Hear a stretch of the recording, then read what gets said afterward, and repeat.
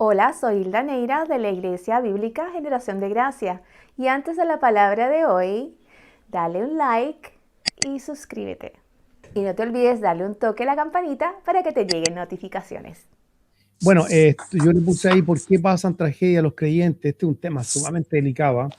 Y yo, bueno, tenemos esta noche al pastor Patricio Curinao, pastor que trabaja ahí en ICISA junto con otros pastores, pastor Juan Carlos Campos y otros pastores. El pastor no solamente es pastor, pero también es un cantautor y un amigo muy especial para mí. ¿Cómo estás? Buenas noches, Patricio. Que el Señor te ¿Cómo bendiga. estás, Andrés? ¿Me escuchas bien, no? Sí, perfecto, perfecto. Un gusto saludarte, Andrés, y a todos los amigos, hermanos que se están uniendo en este momento a esta sintonía o que se van a unir.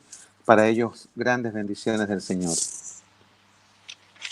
Patricio, este es un tema tan delicado pero yo he querido pedirte el favor que tú puedas compartir con nosotros de alguna manera un testimonio para hermanos que también están viviendo cosas difíciles, porque de pronto, no digo toda la iglesia, pero que como que hay un sentir dentro de las congregaciones debido al mensaje que reciben, que el creyente está libre de tragedias, que el creyente no se le muere a alguien, que el creyente, que tenemos una común inmunidad, como que somos como tipo superhéroes, que no nos pasa nada y que la tragedia nunca te va a visitar, nunca te va a enfermar, nunca te va a empobrecer, nunca, incluso a uno nunca le va a visitar la enfermedad debido a algunas malas interpretaciones de la Biblia.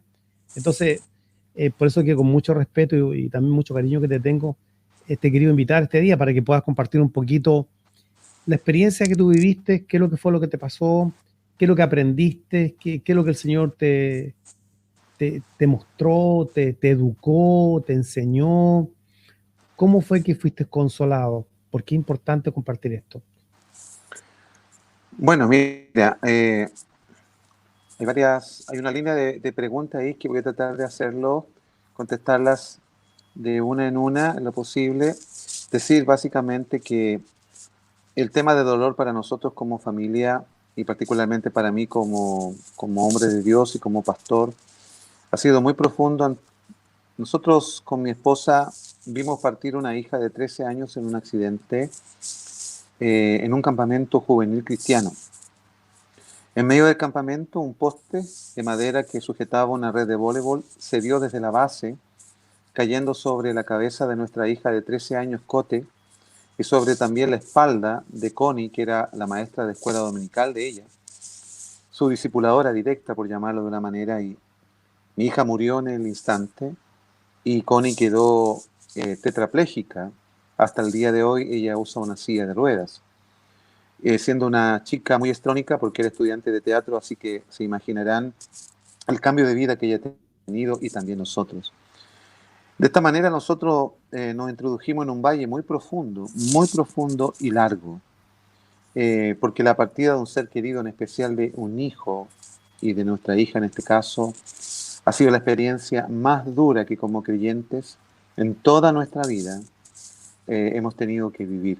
Patricio, Y quisiera para... solamente interrumpirte antes que Sí, sigas. sí, por ¿Cuál favor. fue el ambiente? ¿Dónde ocurrió todo esto? Porque, por ejemplo, si uno dice, bueno, se me murió una hija, entonces, o le pasó un accidente, es una cosa terrible, pero cuando uno dice dónde ocurrió, cuál era el ambiente, qué es lo que estaban haciendo ustedes, ¿dónde ocurrió esto?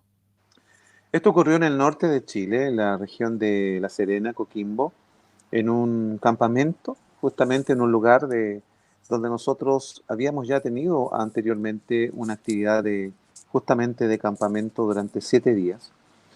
Y estábamos en la mitad de este campamento. De hecho, las chicas que estaban participando esa mañana del devocional estaban preparándose justamente para una dinámica que iban a tener que realizar el mismo día en la noche. Cuando eso ocurre, el ambiente era todo cristiano, o sea, no había nadie que no fuera cristiano. Habían alrededor de 50, 60 personas, entre mayormente jóvenes y algunos adultos acompañando, y sucede esta tragedia humanamente hablando, ¿ya? Digo humanamente hablando, luego quizás hablamos un poquito de la soberanía de Dios en cuanto a esto, pero humanamente es una tragedia, porque la vida de un ser humano tan amado y tan querido en un ambiente espiritual, porque un campamento espiritual como lo que nosotros realizábamos todos los años, por más de 10 años casi, se ve interrumpido de esta manera tan abrupta y llega a su fin en la mitad, con la partida y muerte de nuestra hija de 13 años, María José, y con una chica que tuvo que ser operada varias veces después de ese accidente, inmediatamente en la noche, para salvarle la vida, porque era muy terrible lo que estaba pasando. Y esto da para pensar, estamos en un ambiente totalmente espiritual donde se supone que las garantías espirituales de parte del Señor en cuanto a protección están dadas. Sin embargo, no fue así. Y esto quizás hace o hizo que el cuestionamiento, las preguntas, las dudas fueran más profundas todavía de cómo un hecho como esto puede suceder, primero que nada, a una chica cristiana como nuestra hija, con una devoción tremenda. Segundo, a una familia ministerial. Y tercero, a una iglesia, porque era un campamento donde estaba comprometida la iglesia. Perdona que te pregunte, Pastor Patricio, ¿cómo, sé que es doloroso, pero a lo mejor, pues entrando un poquito más, ¿cómo fue? ¿Qué fue lo que ocurrió? ¿Qué fue lo que ocurrió? Exactamente, ¿qué fue lo que pasó? Esa mañana las chicas se estaban preparando para su devocional, como dije, y una actividad que iban a hacer en la noche, todo en torno a lo que la palabra de Dios. Generalmente nosotros cuando vamos a campamento, la base de todo es la palabra de Dios y va diseñando los juegos, la música, el aprendizaje, en fin, las dinámicas. Y esa mañana estaban después del desayuno, que fue el último desayuno que yo tomé con mi hija esa mañana, sin saber que a la hora después ella iba a estar muerta. Ellas estaban trabajando en un lugar de césped que había una cancha de voleibol. Se instalaron cerca de la red de voleibol, por lo tanto cerca del poste que sujetaba, de uno de los postes que sujetaba la red de voleibol, esta red antigua, que eran más pesadas que las actuales, y como la base del poste estaba sujeta a un núcleo de cemento, pero no se habían dado cuenta las personas que cuidaban el lugar, que estaba podrido por dentro el poste, por lo tanto, con el peso de la malla, tiró y como estaba podrido por dentro el poste, tiró desde la base y con el vuelo de la malla, del peso de la malla, cayó sobre la cabeza de mi hija y sobre la espalda de Connie, la maestra y discipuladora de Cote, dejándola tetrapléjica. Eso fue lo que sucedió y eso es lo que fue, se trastornó el campamento esa mañana. El caos inundó el campamento porque es un hecho inédito, es un hecho que nos sacó totalmente para siempre de alguna manera de lo que era la normalidad para nosotros como familia. ¿Qué preguntas te hiciste? ¿Qué preguntas? Porque mientras yo te escucho con detención, tú una vez viniste a nuestra casa y nos compartiste el testimonio, mi esposa lloró y afecta, me imagino que si nosotros lejanamente nos afecta siendo familia de la fe, pero no hay sangre, ¿qué preguntas te hiciste en ese momento? Porque algo que te pilla desprevenido, nadie va a un lugar pensando que va a perder un hijo y menos sirviendo a Dios. O sea, uno dice, bueno, pues estoy sirviendo a Dios, tengo seguridad, estoy haciendo las cosas al Señor, tengo la bendición del Señor. ¿Qué vino a tu mente? ¿Qué fue lo primero que vino a tu mente cuando eso pasó? Mira, la verdad es que cuando pasa un hecho como esto, el ser humano cae en un estado de shock, ¿ya? Que creo que fue lo que me pasó a mí y también a mis hijos, porque mi esposa venía a darnos una sorpresa porque ella por su trabajo no podía estar de principio y venía esa mañana a juntarse con nosotros para darnos una sorpresa. Y la sorpresa se la dimos nosotros, imagínate. Cuando tuve que llamarla, decirle que lo que había pasado. Esa mañana, la verdad es que yo no recuerdo todas mis reacciones y todas mis palabras. Solo recuerdo que lloraba y que me tiraba en el suelo para decirle a mi hija que la amaba, que ella iba a estar bien. Y simplemente eso, la besaba, pero ella estaba ya totalmente inconsciente, respirando muy defectuosamente, lo que indicaba totalmente que el golpe había sido demoledor. Lo único que recuerdo ahí hasta el momento es que caí en un estado de desesperación producto del hecho y el único versículo que cruzó por mi mente en ese momento fue las palabras de Job, que decía: el Señor dio y el Señor quitó. Fue lo único que recuerdo de todas las horas que pasaron por el proceso judicial, el peritaje que tuvo que hacerse en el mismo lugar, lo que hizo que la situación fuera más demorosa. Y eso es lo que yo recuerdo de esas horas, de un accidente que comienza a las 10:30, 11 de la mañana, y que salimos del lugar con nuestra hija muerta a la 1, 2 de la tarde. O sea, fue muy largo todo y muy doloroso. Y en este proceso, porque la gente no entiende, los pastores somos seres humanos, no somos superhéroes. Muchas veces Dios nos pone a consolar a los hermanos, traer una palabra de aliento, cuando muchas veces estamos llorando por dentro, alimentar a los demás, cuando nos morimos de hambre, me refiero en el sentido emocional. Y entonces no entiende que nosotros nos quebrantamos también y también podemos tener crisis de fe, podemos preguntarnos dónde está Dios, o sea, tenemos la lucha en cómo uno puede aceptar una cosa así y decir, bueno, ya como tú dijiste, citaste a Job, bueno, el Señor dio, el Señor quitó, sea el nombre del Señor bendito, pero ¿cómo Dios trató contigo? ¿Cómo fue este proceso? Fue un proceso muy profundo, muy doloroso emocionalmente. Sentía la carga de mi familia porque como esposo, papá y pastor, tuve que buscar asistencia de amigos, algunos que habían vivido el proceso, porque conocí varios pastores que tuvieron la misma experiencia de diferente manera. Eso me abrió los ojos porque pareciera que fuera un hecho que a veces puede sucederle a los no cristianos, pero le había sucedido a pastores, a líderes, personas que tenían una profundidad y una estabilidad espiritual. Desde el momento que se inició todo, que se llama duelo, ¿ya?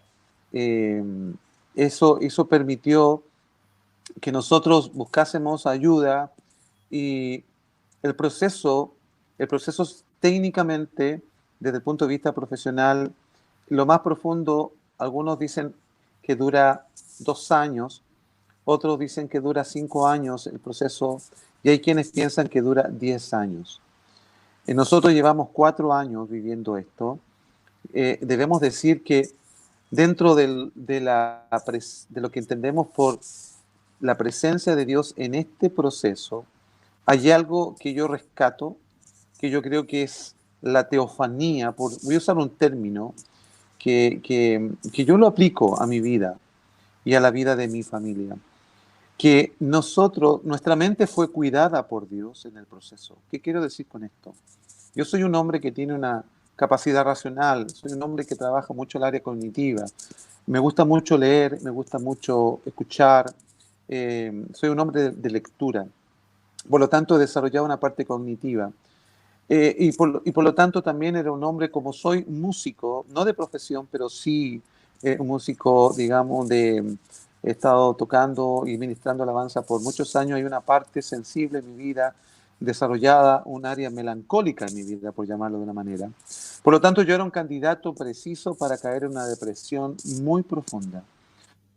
Pero el Señor guardó mi mente, por eso digo teofánicamente, porque si bien la experiencia fue dolorosa, Dios guardó mi mente de no dudar.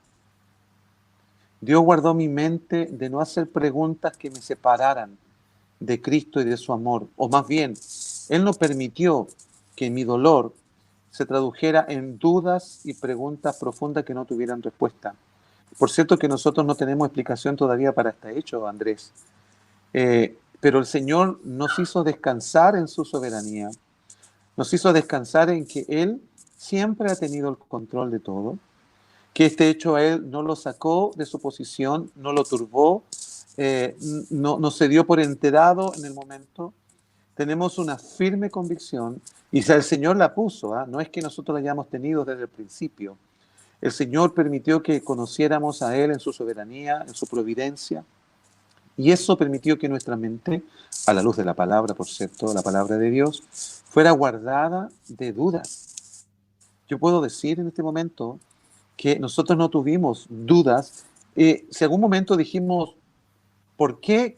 No recuerdo exactamente. Pudo haber sido, pero desde el momento en que ocurrió este hecho, el Señor nos fue mostrando cosas muy importantes a la luz de su palabra.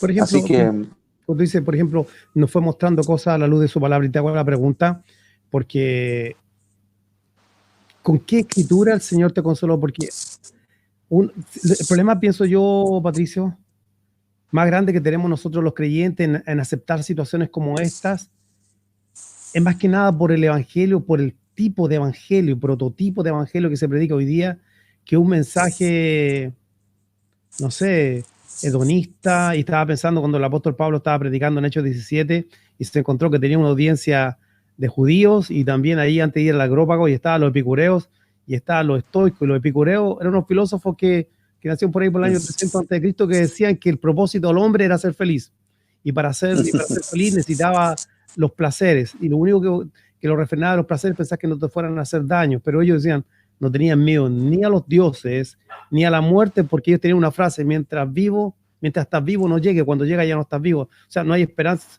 comamos y vivamos, que mañana moriremos. Entonces ese mensaje está hoy día dentro de la iglesia. O sea, Dios te quiere hacer feliz, o sea, no es que todo fue creado por Él y para Él, sino que no, es el centro, es el hombre.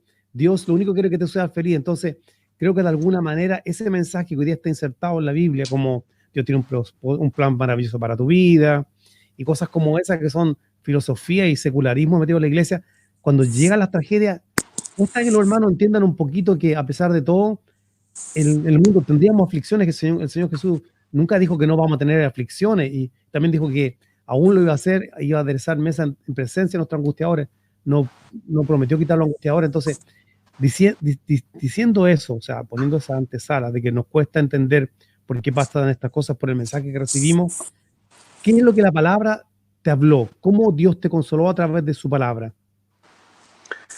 Es una buena pregunta, porque nosotros hemos recibido todo el consuelo, mayormente lo digo, de la palabra del Señor. Fuimos comprendiendo que la palabra del Señor era la base que iba a sustentar nuestra fortaleza. El Salmo 23, verso 4. Sí, el Salmo 23, verso 4. Dice: aunque ande en valles de sombra y de muerte, no temeré mal alguno, porque tú estarás conmigo. Cuando esa palabra pudimos meditarla un poco más profundamente, algo que por lo general nosotros leemos tan rápidamente y lo asociamos tan rápidamente, pero ese versículo a nosotros nos enseñó algo muy profundo. ¿Cuál es? No nos daba la respuesta. Ese versículo 4 de Salmo 23 no nos daba la respuesta a lo que estábamos viviendo. No la estábamos pidiendo tampoco, por lo menos no conscientemente. Pero sí el Señor se comprometía a algo, a que Él iba a estar con nosotros y nos iba a acompañar en el proceso. Él no estaba para responder alguna pregunta si la hubiéramos hecho lógicamente, pero sí Él se comprometía a darnos su presencia. Y comprendimos una cosa, Andrés, que aun si el Señor, ante una pregunta nuestra, nos hubiese contestado el por qué permitió eso o por qué Él hizo eso, no hubiese sido para nosotros un alivio. Lo que más necesitábamos no era una respuesta del Señor. Lo que más necesitábamos era su presencia. Y Él nos envolvió con su presencia de una manera que nosotros sabíamos, no necesariamente sentíamos, sabíamos, como dice Romanos capítulo 8:26, sí, Romanos 8:26, cuando dice: y sabemos que a los que aman a Dios todas las cosas les ayudan a bien. Pero dice, claro, y sabemos, y sabemos, dice. No es que las cosas simplemente nos ayudan para bien, porque primero comienza diciendo: y sabemos. O sea, nosotros supimos que Dios estaba con nosotros. Y esto nos ayudó a entender de que, como eran sombras, valles de sombra, para que haya sombra tiene que haber luz. Por lo tanto, en las sombras internas de nuestra mente y corazón, la luz de Cristo estaba presente. Y en un valle uno siempre se va moviendo, aunque sea lentamente, porque dice: aunque ande. Por lo tanto, encontrábamos mucha esperanza en saber que Dios estaba con nosotros, que su luz estaba en medio de nuestra oscuridad, y saber que aunque íbamos a paso lento, íbamos avanzando igual. Mira, fíjate que en el mismo Romanos capítulo 8 hay algo muy interesante, porque nosotros, por ejemplo, citamos que somos más que vencedores. Decimos, bueno, somos más que vencedores ante todas estas cosas, dice el verso 37, somos más que vencedores por medio de aquel que nos amó. Pero Sí. fíjate que después te dice, por lo cual estoy seguro que ni la muerte, ni la vida, ni ángeles, ni principado, ni potestad, ni lo presente, ni por lo porvenir, ni lo alto, ni lo profundo, ni ninguna otra cosa creada nos puede separar del amor de Dios. Así que este ser más que vencedores tiene que ver con que, ¿qué nos va a separar del amor de Cristo? Bueno, el 35 dice, Romanos 8:35, ¿qué nos separará del amor de Cristo? Tribulación, angustia, persecución, hambre, desnudez, peligro, espada. Después el 37, ante todas estas cosas somos más que vencedores. O sea que aún la persecución, aún el hambre, o el verso 38, aún la muerte, en el Señor somos más que vencedores, no porque todo el tiempo vamos a saltar la valla de la muerte y vamos a tener victoria, como la gente le llama, sino que a pesar de que estas cosas pasen, somos más que vencedores porque aún en la tragedia, nada nos puede separar de su amor. Sí, tú lo estás diciendo muy bien, así es. El tener la victoria de Cristo no significa ausencia de situaciones como las que narra Pablo en Romanos que acabas de leer. Yo creo que, y la experiencia por lo menos nuestra, es que la victoria es saber que Jesús a través de su muerte y resurrección venció al enemigo, Satanás, venció al mundo, ¿cierto? Venció el dolor. O sea, lo que hemos aprendido con todo esto, que hemos vivido y seguimos viviendo por lo demás, es que se hace necesario en el mundo occidental y los cristianos que estamos del lado occidental tener una teología bíblica con respecto al dolor. Porque nosotros tenemos, por lo menos en Latinoamérica, hasta donde porque este tema sin duda para nosotros del sufrimiento es parte esencial ahora de nuestro ministerio como pastores. Nosotros donde nos invitan a compartir, hemos salido varias veces a Estados Unidos, a iglesias, colegios, y hemos compartido este testimonio, ¿ya? Y nos hemos dado cuenta que muchas personas no tienen una teología, hablo de cristianos, no tienen una teología frente al dolor o para el dolor, pero sí tienen cierta teología para pensar de que el cristiano no debe vivir dolor. Y la verdad es que eso es algo tan fuera de lo que el Evangelio mismo y las cartas del apóstol Pablo, de Pedro, de Santiago y de otros, de Juan, nos hablan acerca de que sí vamos a pasar por pruebas, que son necesarias las pruebas, que el sufrimiento, no solamente debemos participar de la resurrección de Cristo, sino también de sus padecimientos. Claro. Y con todo lo que hemos vivido, el Señor nos ha mostrado una teología del dolor sin caer en el abuso, sin caer en el determinismo, porque también es el otro tema que gente piensa, bueno, pues entonces Dios preparó el árbol para entonces dañar ahí, ese determinismo, y eso no es lo que, no es lo que estamos hablando de una doctrina determinista, estamos hablando de que cosas pasan porque estamos en un mundo caído, y cuando eso pasa es tiempo de consolar y no de condenar y decir, es que no te cubriste con la sangre de Cristo, es que no hiciste la oración, ¿será que hay pecado? ¿Te acuerdas del libro de Job? Exacto. ¿Será que hay pecado en tu vida y por eso te pasó eso, porque Dios te está castigando? Así es, no es el caso, no es determinismo como tú dices, simplemente leer nuestras experiencias de sufrimiento, de dolor, de acuerdo a lo que la Escritura dice. Sin duda que hay sufrimiento por el pecado, sí lo hay. Hay sufrimiento por el pecado de otros también. Hay sufrimiento por las cosas que pasan en el mundo, claro que hay sufrimiento también, que no tiene que ver con cierta responsabilidad nuestra, por lo menos las 2 o 3 que dije después del pecado personal. Y hay eventos también que son soberanos y que solo competen a la voluntad perfecta de Dios. En lo personal, creo que la experiencia de la partida de nuestra hija Cote se enmarca dentro de un acto soberano del Señor. Insisto, nosotros no tenemos una respuesta ante el hecho y creemos que este es un acto soberano del Señor, de las tantas cosas que el Señor puede permitir o Él mismo puede hacer. Recordemos que el Salmo 115, cuando habla acerca de que no debemos darle la gloria al hombre, sino a Dios, Él dice que Él hizo como Él quiso, ¿ya? Y encontramos esa voluntad de Dios perfecta en Romanos 12 también, donde el Señor nos dice que su voluntad es buena, agradable y perfecta, y que para comprobarla nosotros tenemos que renovar nuestra mente, y precisamente cuando vivimos situaciones como esta. Fíjate que un texto que nos ha ayudado mucho también es lo que dice Filipenses, Pablo a la iglesia en Filipo, en el capítulo 1, versículo 12, donde les dice, hermanos, quiero que sepan esto, quiero que sepan que las cosas que nos han sucedido han redundado más bien para el progreso del Evangelio. Y Pablo está hablando en el contexto del dolor, del sufrimiento. Incluso hay un versículo mucho más conocido que este en este contexto cuando dice que para él la muerte es ganancia. Claro. Entonces, este versículo se enmarca justamente en qué él está diciendo. Quiero que sepan, y este es un asunto que todos debemos saber. Todos tenemos que saber, escuchar, aprender. Quiero que sepan que las cosas que me han sucedido, dice Pablo, de todas, recordemos que él tiene un currículum de dolor muy fuerte, ¿cierto? Quiero que sepan que han redundado más bien para el progreso del Evangelio. No es que el Evangelio sea mejorado, no. Se da a entender, ¿cierto, Pablo?, que es para la proclamación del Evangelio, teniendo testimonio personal del poder, del amor, de la gracia que el Señor nos da en el dolor o para vivir el dolor. Mira, tú citaste algo, pero después Pablo, y disculpa, no aparece tu carita, pero estoy poniendo el texto, porque el apóstol Pablo dice en Filipenses, del 19 al 21, dice, porque yo sé que por vuestra oración y la suministración del Espíritu de Jesucristo, esto resultará en mi liberación. O sea, estamos llamados a orar, obviamente, para que Dios nos libre de cosas malas. Sí, sí. Eso Sí. está claro. O sea, aquí no estamos diciendo, oh, Señor, bueno, vamos y que eso nos vuelque el automóvil. No estamos hablando de eso, sino que estamos diciendo que estamos llamados, porque aquí hay una cosa de lo que estamos llamados a orar, pero también estamos llamados a esperar en su voluntad.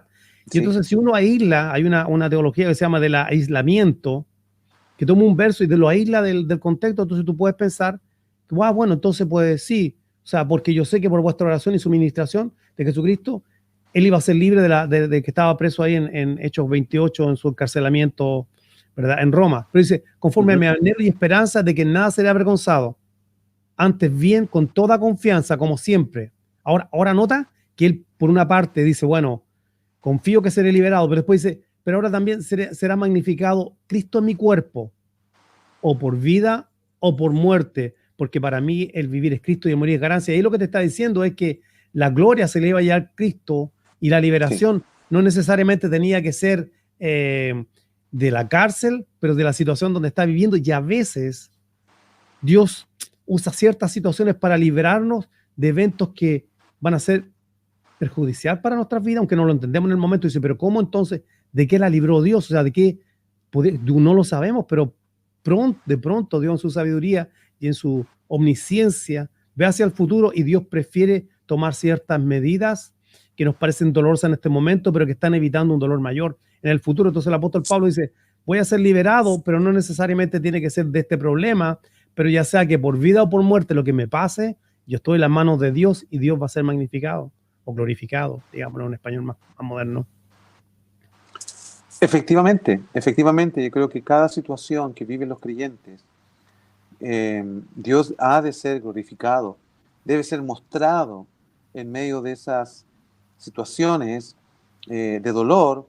Las lágrimas para el Señor, las lágrimas de sus hijos tienen un propósito, Dios no las desecha. El salmo poéticamente, hay un salmo que poéticamente dice que el Señor guarda las lágrimas en su redoma. No hay mayor interpretación aparentemente de eso. Hay alguien que escribió, no sé si fue Spurgeon, que dijo que había un ministerio de las lágrimas, dando a entender que a veces servimos a Dios a través de nuestras lágrimas, porque nuestras lágrimas nos permiten ser más sensibles, reconocer que somos seres que son vulnerables o vulnerados a veces por las circunstancias de la vida, por las cosas que no podemos manejar, y hay muchas cosas que no están en nuestro control, solamente en el control de Dios. Así que para nosotros estos versículos y otros, como Salmo 126 también, cuando habla, cierto, de que irá andando y llorando el que lleva la preciosa semilla, mas volverá con gozo trayendo sus gavillas. Es una hermosa promesa también en el contexto también de un pueblo que estaba siendo humillado por otra nación. Y de allí resurge esta hermosa palabra, ¿cierto? De que a pesar de que hemos sufrido algo, podemos incluso dar testimonio de Cristo, como decía Pablo en Filipenses, ¿cierto? Cristo es magnificado por muerte o por vida, Cristo es mostrado, Cristo es testimoniado, y para nosotros la experiencia de la partida de nuestra hija nos ha permitido dar testimonio como nunca antes de la gracia del Señor, de la contención que Dios nos ha dado, de la fortaleza y de ser sensible y tener un ministerio de consolación también en nuestra iglesia y donde el Señor nos ha llevado a ministrar en la radio, en otros lugares también.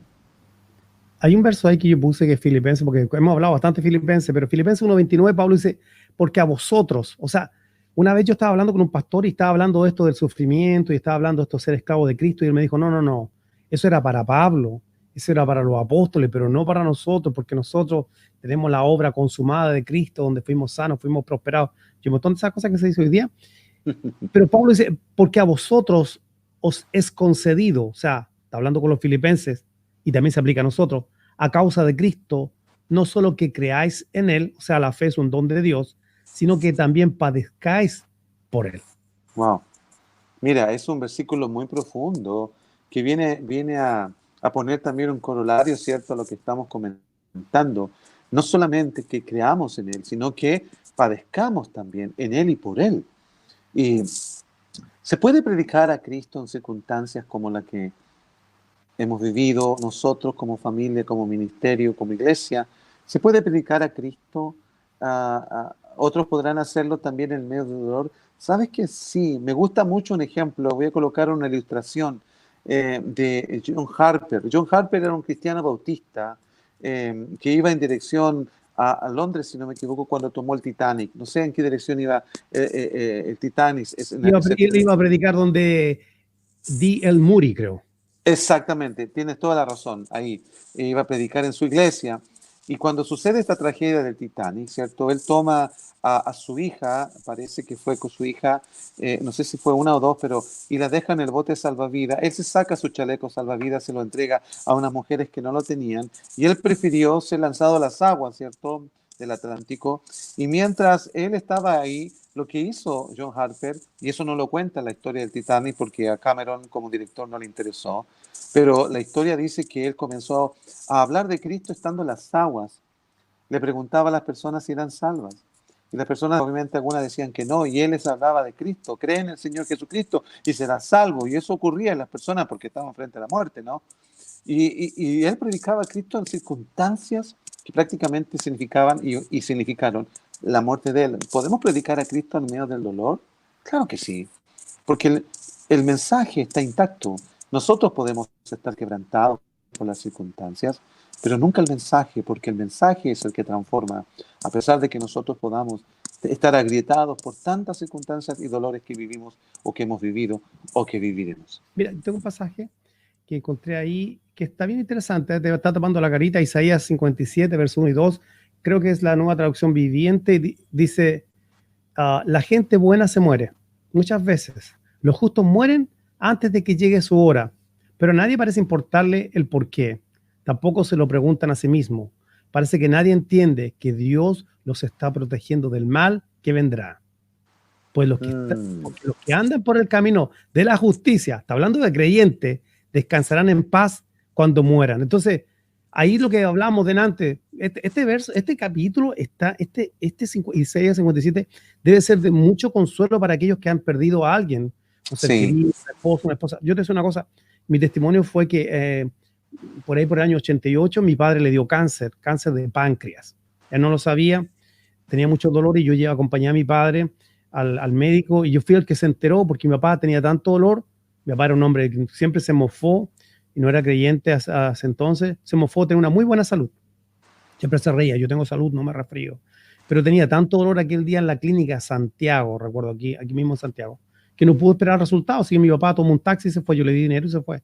Y salió el doctor y cuando sale el doctor me dice, ¿usted quién es? Yo le digo, soy el hijo.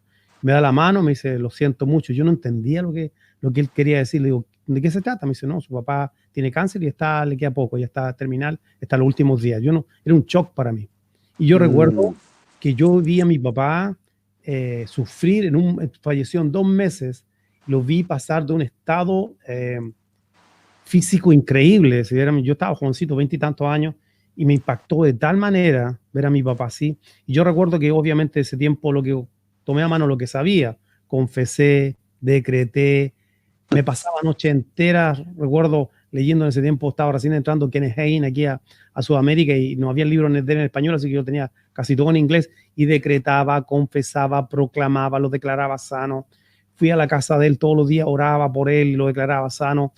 Y es más, llegué a tomar una semilla, le metí una maceta y le dije, mira, yo te he hablado una palabra de sanidad y así como crezca esta semilla, hay una semilla de sanidad en tu vida. que te va a sanar. Y lo que pasó definitivamente después que mi papá se murió. Mi papá se murió y bueno, alcancé a hablarle del Señor, entregó su vida al Señor, me golpeó duramente. ¿Por qué me golpeó? Me golpeó mi teología. Mm. Obviamente a mí me habían tomado unos versos amarrados y yo dije, bueno, pues yo lo creí, con todo mi corazón puse toda mi fe, no tomé todo el consejo de la palabra de Dios. Miguel Núñez pone un ejemplo muy bueno, dice, bueno, Juan 14:14 dice que todo lo que pidiere en mi nombre, yo lo daré, pero uno se tiene que hacer más preguntas. ¿Qué más dice la Biblia de la oración? Primera Juan dice que si pedimos alguna cosa conforme a su voluntad, nos oye. Y si Él no oye, obviamente conforme a su voluntad, sabemos que tenemos las peticiones. O sea, que aunque Jesús dijo que podíamos orar y todo nos daría, pero también la Biblia, el mismo Juan después escribió, pero esto es conforme a su voluntad. Entonces, como tenía una teología del Evangelio de la Prosperidad, me golpeó tan duro y estuve, Patricio, un año llorando todos los días defraudado porque no entendía, porque mi teología me decía algo. Y después me logré levantar, el Señor me consoló de ver a mi papá, le hice el funeral, lo enterré. Llegué al extremo de pensar que si yo iba al cementerio, yo lo iba a resucitar. O sea, hay una teología hoy día que enloquece. Fíjate que me deslicé porque después se me pasó y después, como 20 años atrás, cuando me casé con mi esposa, algo de la reforma, de la palabra empezó a entrar en mi vida. Tuvimos un año, 2 años como coqueteando, pero no estábamos claros, no fuimos serios y nuevamente nos deslizamos por mi responsabilidad. Llegaron personas de corte carismático y después se me abrieron las posibilidades para predicar conferencias y empecé a relacionarme con mucha gente carismática y entonces empecé a bailar al son del ritmo de la canción y empecé otra vez nuevamente con que estamos sanos, estamos prósperos. Y hace 2 años atrás que el Señor me empezó a despertar y no quiero sacar porque el testimonio es tuyo, pero quiero decirte que borramos del canal de YouTube como unos 200 videos y seguimos revisando. Y también de esta página de generación, en un día saqué más de 4.000 pensamientos de buenas citas de mía y de predicadores del Evangelio de la Prosperidad, que sé que estamos sanos, que estamos prósperos. Y todavía andan algunos videos por ahí dando vuelta en el internet que me avergüenzan porque videos que hablan en contra de la prosperidad, de la soberanía de Dios, lo cual, por una parte, están ahí, digo, bueno, están ahí y qué bueno que me refresque la memoria para que yo aprenda, como dice Pablo, dijo a Timoteo 2:15, a ser un obrero que no tiene de qué avergonzarse, que procura con diligencia presentarte ante Dios como un obrero aprobado, que no tiene que avergonzarse, que usa bien la palabra de verdad, que la traza bien. Entonces, de ahí aprendí a tomar en cuenta todo el consejo de la palabra de Dios. ¿Y por qué te hice este desvío contándote un poquito de la historia mía? Porque quizás, pastor, sea la historia de muchos pastores que están viendo o hermanos que están lidiando y están metidos en el falso evangelio donde le han dicho que no pasa nada, que si se murió por falta de fe o si alguien se murió es porque no decretaron, no confesaron o no tenían la revelación de la obra completa. Pero a veces yo me pregunto y me rasco los pocos pelos que me quedan en la cabeza y digo, ¿y Pablo no entendía la obra completa cuando dijo que ya sea por vida o por muerte Jesús iba a ser glorificado y se entregó completamente a eso de que decir, bueno, ya sea que viva o que muera, que Dios sea glorificado? Y no dijo, no, declaro que Dios me dio inmunidad. Perdona que me tomé un poquito la palabra y tracé eso un poquito porque creo que es importante que, yo sé que hay personas que están viendo este video ahora o otros que lo van a ver y es importante que se rindan y que tengan que revisen que el mensaje que le están dando es otro Jesús, otro espíritu y otro evangelio, el evangelio anatema que nos presenta como dice la Biblia, que Satanás se viste de ángel de luz y aún sus ministros como ministros de justicia. Quiere decir que hay personas que están predicando y hablan de la justicia de Dios y que estás escogido y que estás bendecido y usan palabras muy similares a las que están en la Biblia, pero en el fondo lo que están haciendo simplemente es tomar la Biblia, torcerla, como dice Pedro, para su propia perdición. ¿Qué le dirías tú a aquellas personas que están sufriendo hoy día mismo la pérdida o están lidiando con alguien que a lo mejor está luchándose entre la vida y la muerte? Y cómo poder aceptar una situación que se escapa a las manos de uno porque no somos Dios, obviamente. Bueno, como dije en un momento, necesitamos volver a la teología del sufrimiento, a lo que Cristo enseñó. Jesús dijo en Juan 16:31, ¿cierto? Estas palabras os he hablado para que en mí tengáis paz.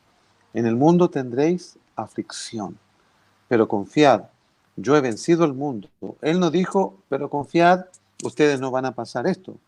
No, Él nunca ha hecho una promesa de que nosotros, sus hijos, no vamos a vivir sufrimiento. Tampoco nos ha dicho de que todo va a ser sufrimiento.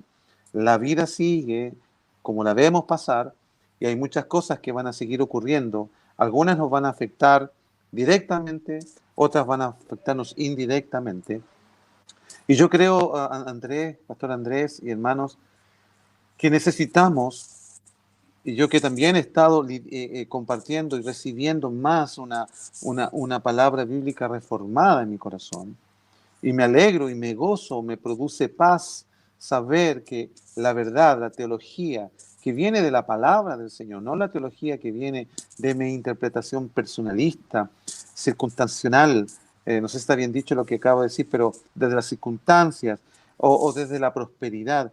No, la teología bíblica con respecto al dolor es muy clara. Bien hacemos tanto los pastores, predicadores y cualquier cristiano, hijo de Dios, en estudiar qué es lo que Dios dice en su palabra a través del dolor. Si nosotros no tenemos una correcta teología, si no la tenemos, vamos a hacer que el sufrimiento sea aún más doloroso, porque estamos tratando de interpretar un dolor a la luz de lo que se nos enseñó. Yo agradezco la honestidad que tú tienes para contar toda la enseñanza que recibiste antes de lo que estás aprendiendo ahora y que tú me compartes constantemente y que me edifica mucho porque estoy en la misma línea de conocer realmente a Dios en su palabra, no por medio de la experiencia.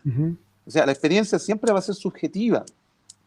Desde mi punto de vista, la experiencia siempre va a ser subjetiva, pero lo que no es subjetivo es lo que la palabra de Dios dice y que está dicha por Jesús, está dicha por apóstoles, por profetas, ¿cierto? En el Antiguo Testamento, en el Nuevo Testamento, y ahí es donde debe estar nuestra base.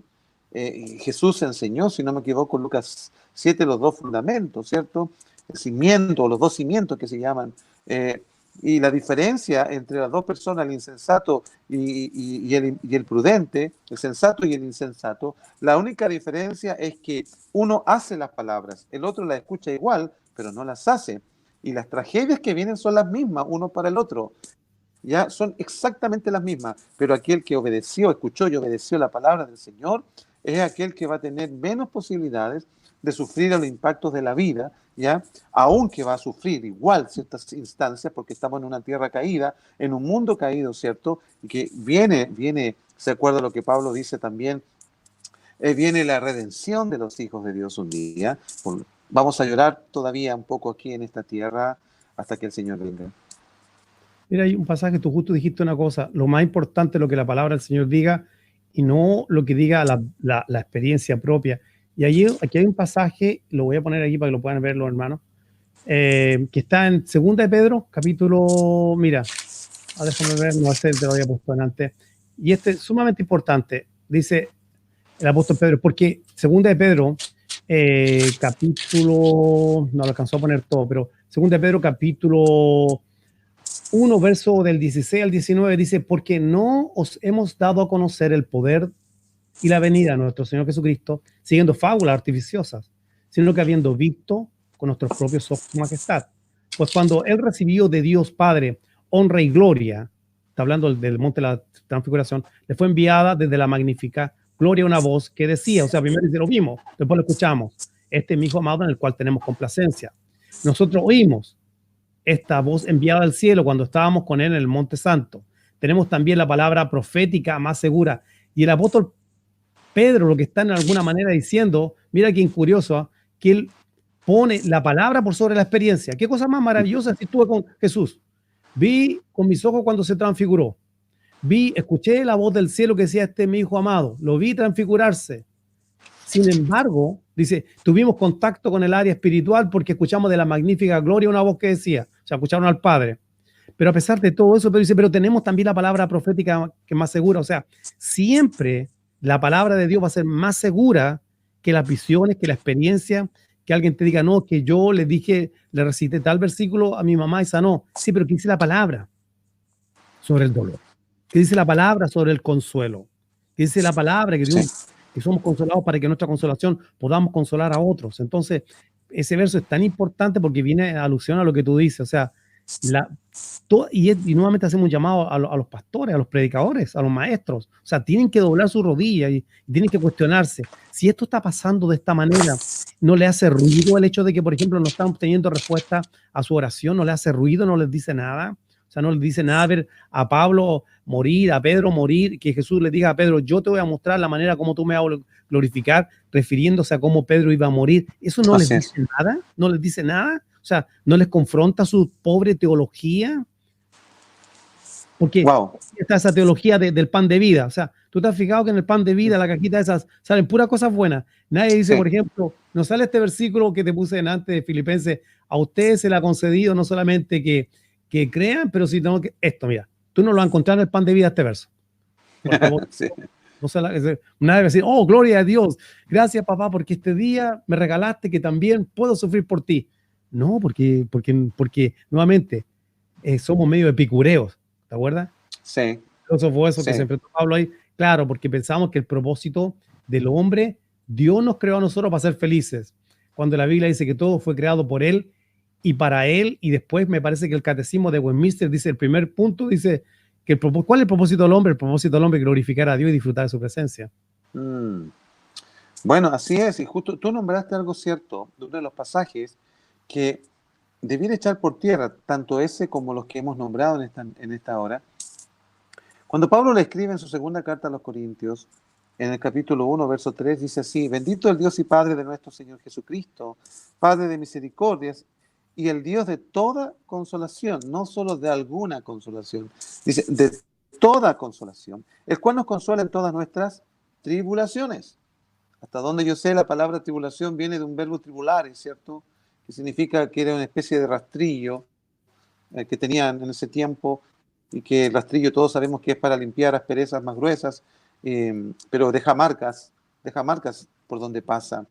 Y a eso se refiere Pablo, ¿cierto? Que cuando dice que Él nos consuela en todas nuestras tribulaciones, en todas aquellas cosas y experiencias que nos provocan una marca, o va produciendo una marca en nuestro interior, ¿cierto? Luego dice, para que podamos también nosotros consolar a los que están en cualquier angustia, dice esta versión, con la consolación con que nosotros somos consolados de parte de Dios. Pareciera nombrar a cada momento la palabra consolación, pero es tan importante porque la consolación está enraizado primeramente en una virtud. Dice primeramente Padre de misericordia y Dios de toda consolación. La consolación de Dios se basa primero en que Él siempre tiene misericordia de nosotros. De ahí viene la consolación del Señor. Y Él nos consuela en todas, no solamente en algunos dolores sean los más grandes, no, en todos los dolores, en todas las tribulaciones, en todas aquellas cosas que puedan estar dejando marcas de nuestro interior. Nos consuela en cualquier tribulación por medio de la consolación con que nosotros somos consolados por Dios. A ver, para que Dios pueda consolar a otros, Dios tiene que permitir que tengamos experiencias en donde experimentemos su consuelo. Yo no puedo consolar a otro cristiano si yo no he experimentado el consuelo de Dios. Por eso que la situación, la vivencia, el evento que nosotros vivimos con mi esposa y mis hijos ante la partida de Cote, a nosotros ese hecho nos capacita Dios a través de su consuelo para consolar a otros. Lo que podríamos llamar en cierta manera técnicamente que Dios provoca una terapia de sanidad, ¿cierto? Una terapia es un procedimiento para producir sanidad, ¿ya? Dios tiene su forma de producir sanidad en el cuerpo y a través del consuelo que uno experimenta en Dios para compartirlo con otros. Creo que tu testimonio está siendo y va a ser de gran consuelo para otros. No podemos dar lo que no hemos vivido. El Evangelio no es un asunto teórico, sino que algo vivencial. Vivimos el Evangelio. Sí. Y es muy importante que las personas puedan escuchar, porque tú, por ejemplo, tú eres una prueba clara, Patricio, pastor, de que sí Dios es un Dios de misericordia y que sí Dios te puede rescatar del hoyo y sí Dios te puede consolar y sí la vida sigue. O sea, esto es acerca de Cristo, es acerca de servirle a Él y ahí tenemos una esperanza también, porque consuelas a otros, pero también Pablo, ahí hablando de consuelo, en Primera de Tesalonicenses, capítulo 4, dice, no se entristezcan con los que no tienen, como con los que no tienen esperanza. Así es. O sea, Así es. sabiendo que el Señor Jesucristo, cuando Él vuelva, va a traer a los que durmieron en Él. Y creo que esa es la máxima consolación, porque no la Así perdiste. es. Tú no perdiste a tu hija, o sea, Exacto. está en casa de papá, pero no la perdiste porque tú sabes dónde ella está y ella sabe dónde estás tú. O sea, ella está consciente en un lugar, está con el Señor y va a llegar un momento, va a haber un reencuentro. Mientras tanto, hay que seguir haciendo la obra del Señor. Así bien lo dices tú, porque en lo que nosotros hemos estado compartiendo a modo de consolación en muchos lugares donde el Señor nos ha permitido ir, este año Dios mediante nos va a permitir también estar en Estados Unidos, hemos podido compartir este testimonio y hemos visto cómo el Señor ha ido consolando a personas que guardaron sus experiencias de dolor. Andrés, sabes que tú me preguntabas qué le podríamos decir a las personas que están viviendo dolores, quizás no como el mío, o quizás sí, como los que vivimos nosotros, eh, que debemos llevar nuestro dolor a Dios y procurar una sana teología, una doctrina con respecto al sufrimiento. Eh, Nosotros nos hemos refugiado como familia en la palabra de Dios, en los salmos, para vivir este proceso, no escapando del proceso, no escapando del dolor, sino entendiendo que nos tocó vivir a nosotros este hecho de parte del Señor y que nos permite a nosotros conocer más a Dios. Y la verdad es que Dios se ha mostrado, y cuando digo mostrado es que Él ha mostrado cómo es Él, quién es Él, frente a las experiencias más profundas que un ser humano puede vivir. Nosotros, y esto no es propaganda simplemente porque lo encontré en mi escritorio acá en la iglesia, porque estoy en este momento en la iglesia, no sé si se puede ver ahí, pero lo muestro.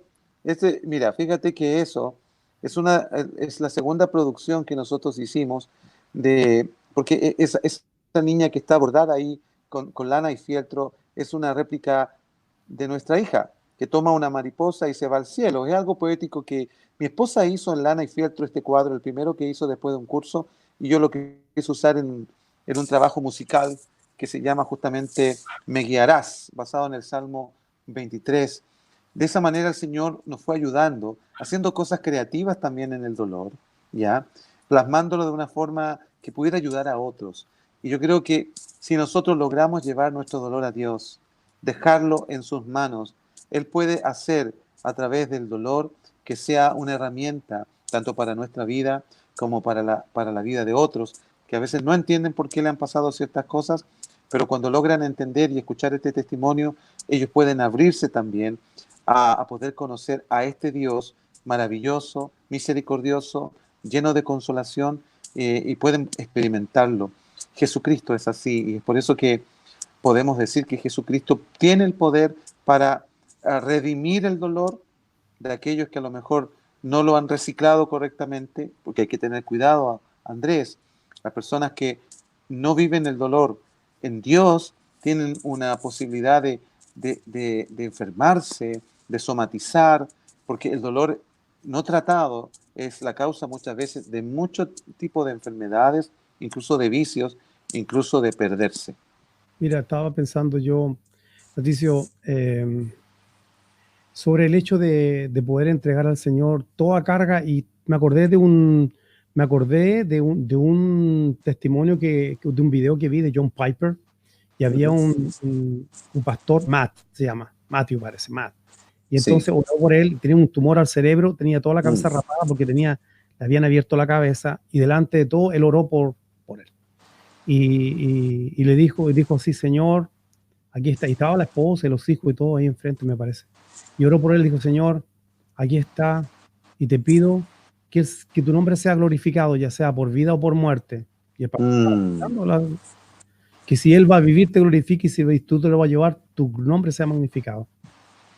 Pero después de eso dijo, pero Señor, tú sabes que estoy pronto a irme, y tú eres un Dios de misericordia, y apeló a la misericordia de Dios. O sea, presentó las dos cosas como Pablo cuando oraba. Yo sé porque vuestra oración seré liberado. Después dice, pero bueno, Dios va a ser magnificado, ya sea por vida o por muerte. Y creo que esas dos ponen la balanza, porque es importante que los hermanos no se rindan. O sea, si tienen una situación, estén orando. Pero ¿para qué sirve esto? Esto sirve para que si algo se escapa y las cosas no salen como esperamos, podamos recibir el consuelo de saber que la Biblia en ninguna parte ha prometido inmunidad. ¿Okay? Y hay que separar lo que son a veces promesas para Israel y tantas cosas que Dios dijo a Israel, y se usan a veces, se distorsionan, se dan el antiguo pacto y usan puros textos fuera de contexto que no pertenecen a la iglesia, sino que están dirigidos a Israel. Y por eso que entonces la gente dice, bueno, pero es que Dios dijo ahí, Dios dijo allá. Entonces por eso que hay que preguntarse qué más dice la Biblia sobre el tema. Pero te digo esto porque esto tiene que servir de consuelo para aquellos que están orando y creyendo, bueno, estamos creyendo por este milagro y estamos sometidos a Dios, pero también que ponga la otra parte para que, por su corazón, porque he visto yo personas enojadas con Dios, que se Sí. enojan con Dios. Ahora, obviamente alguien se puede enojar y apartar, pero si es un hijo de Dios, nacido de Dios verdadero, como dice, me parece Ezequiel capítulo 32, verso 40, que Dios le dio un corazón nuevo y ese corazón nuevo venía un temor para nunca apartarse de él, pues si es nacido de nuevo y tiene este nuevo corazón, aunque se aparte momentáneamente, pues Dios va a hacer que regrese a él porque es de él. Pero Sí. sin embargo, alguien se puede evitar el dolor de tener que cuestionar a Dios y caer en cuestionar a Dios por qué si tú dijiste, cuando realmente debía consolarse y decirte, Señor, no lo entiendo todo, está todo en tus manos. Ahora, a lo mejor esta persona que estaba creyendo, mi esposo, mi esposa, mi hijo, mi hija, no sé, mi pariente, partió contigo, pero ahora el que necesita sanidad soy yo, emocional, y estoy seguro que no me la vas a negar. Entonces, me encomiendo a ti, a tu Espíritu Santo, que es consolador. Ujú. Mira, no creemos en el consuelo ese, pero tenemos un espíritu que nos consuela. Entonces, este Así es. mensaje va dirigido a todos sus hermanos y vuelvo a ser reiterativo a esos pastores. Y pastor, tú, maestro de la palabra, tiene una gran responsabilidad de trazar bien y no, digamos, dar falsa ilusión a la gente y Mm. centrarle el creer, pero sin embargo poner todo bajo la soberanía de Dios y decir, si las cosas no se dan como esperamos, que el Señor sea magnificado en todo. Así Dios no es. está en obligación de responderte nada. Dios no, Pablo cuando le predicó ahí en el Agrópago a los epicureos y a los estoicos y a los judíos, le dijo, Dios no tiene necesidad de nada ni de nadie. En otras palabras, Mm. somos nosotros los que necesitamos de Dios y Dios no Así necesita de es. nosotros ni siquiera de darnos explicación. Aún en su misericordia nos pudiera explicar algún día porque las cosas secretas son del Señor y las reservadas están reveladas. Sin embargo, pudiera ser que a lo mejor un día Dios te explique, pero no está en obligación, a pesar Así de es. todo. Que su nombre sea magnificado y glorificado. Pastor, yo te quiero dar tantas gracias por este tiempito, porque sé que hoy día tuviste tu servicio hace poco y yo te estaba texteando, hoy ya podemos. Pero te agradezco este tiempo, Patricio. Yo sé que de gran consuelo. He visto hermanos que no han hecho preguntas, pero he visto que se han conectado bastante y han estado pendientes. Así que solamente los voy a dejar con este verso de Isaías 57, verso 1 y verso 2, nueva traducción viviente. La gente buena se muere. Muchas veces. Los justos mueren antes que llegue su hora. Pero a nadie parece importarle el por qué. Tampoco se lo preguntan a sí mismos. Parece que nadie entiende que Dios los está, mira ahí, protegiendo del mal que vendrá. Pues los Sí. que andan por el camino de justicia, o sea, estos son hijos de Dios, descansarán en paz cuando mueran. Así que con eso, que la palabra de Dios, que los corazones de todos los hermanos que esta noche se han conectado puedan ser consolados y quizás sería bueno que tú nos dijeras una oración antes de terminar esta conversación de la palabra del Señor. Bueno, agradeciendo primeramente este tiempo, esta instancia también de querer llevar la verdad de la palabra a cada corazón y en cada situación que nos toca vivir en esta vida. Muy agradecido, así que oremos al Señor. Dios Padre, en el nombre de Jesús agradecemos el que tú nos hayas dejado tu palabra como la máxima revelación de fe, de conducta, para aplicarla en nuestro diario vivir y en circunstancias que a veces pueden ser tan dolorosas. Señor, oramos por aquellos que están sufriendo en esta hora. Te pedimos que a través de la acción de tu Espíritu, tú les guíes hacia tu verdad, hacia tus promesas, hacia una teología, Señor, bíblica acerca del padecimiento. Entendiendo, Señor, que tú no solamente nos llamaste a creer, sino a padecer por tu causa. Y si esa es la situación de hoy de muchos, pedimos el consuelo tuyo para ellos, tu paz sobrenatural en medio de sus circunstancias, Señor, y que la fe de ellos sea robustecida al conocerte en medio de sus aflicciones a través de tu palabra. Señor, gracias por las experiencias que tú nos permites vivir de acuerdo a tu perfecta voluntad y también de acuerdo a tu soberanía. Señor, permítenos entonces, al someternos a ella, Señor, someternos a ti y a tus designios, permítenos tener la paz en Cristo. Y sé que tú la das abundantemente, Señor, en esta noche.